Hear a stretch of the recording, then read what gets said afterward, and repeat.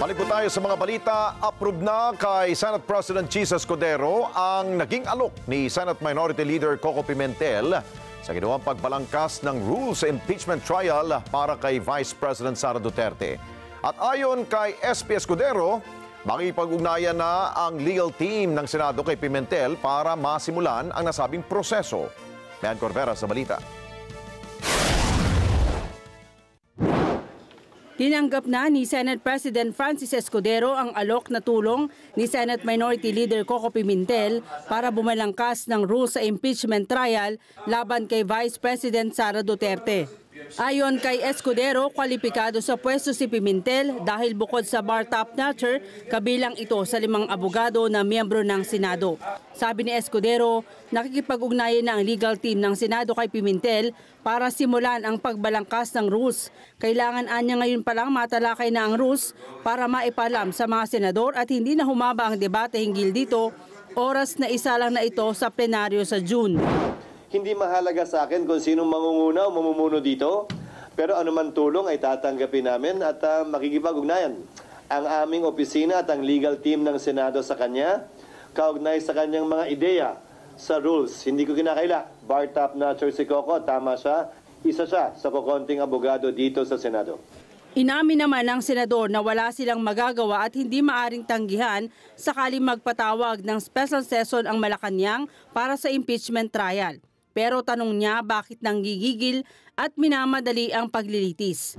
Ang tanong lang ay kung magkaka-quorum dahil nga nasa kalagitnaan at kasagsagan tayo ng kampanya. At dahil yung kalendaryo inaprubahan ng matagal na at maliban sa mga nangangampanya, lokal man o nasyonal, so hindi lang re-electionista, ay baka sila iniwala dito. Pero pag tumawag ang Malacanang? Wala namang rason para tumanggi ang Senado at ang Kongreso kung mangyayari yon. Di ba, ba't naman kami hindi susunod? Pero para saan uli? Para dito? Para dito kasi? Ulitin nga, para dito, hindi hayaan nating magpasya. Kung maglalabas naman anya ng ruling ang Supreme Court na pumapabor sa forthwith at uutusan ng Senado na magdaos ng impeachment trial, sabi ni Escudero, pagpapasyahan ito ng lahat ng miyembro.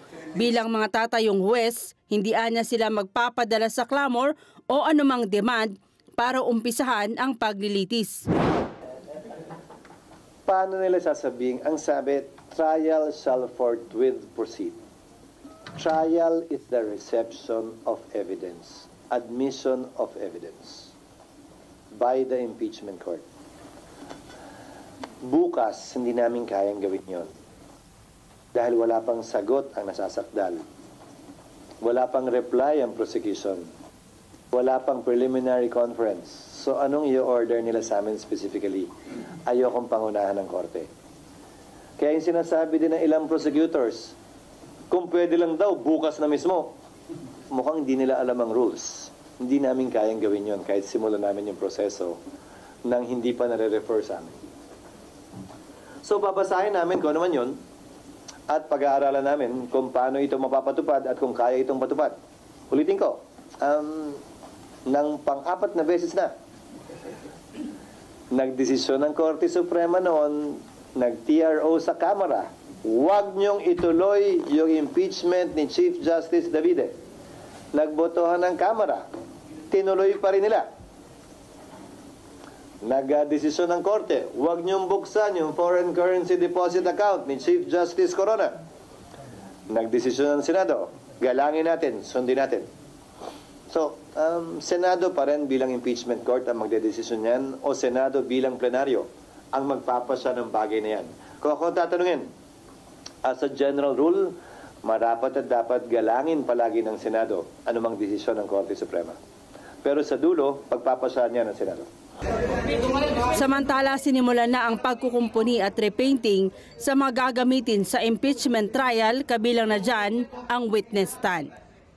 Mayan Corvera para sa Mata ng Agila, matatag, matapang, matapat. Maraming salamat sa inyo pong pagsubaybay sa Mata ng Agila Primetime. Para malaman ang matatag, matapang at matapat na mga balita, i-follow lamang at mag-subscribe sa AtNet25 TV.